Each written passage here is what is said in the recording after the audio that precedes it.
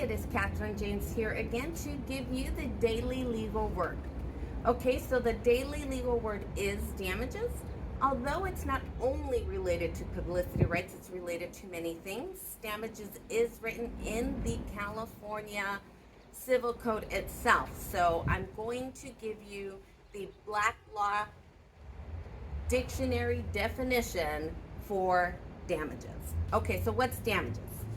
Damages is a pecuniary compensation or indemnity recovered from the courts by any person who has suffered loss, injury, harm to him or her or its person, property, or right because of an unlawful act, an unlawful omission, or negligence of another. Okay, so that is the definition for damages. It is the last definition for this series of publicity rights.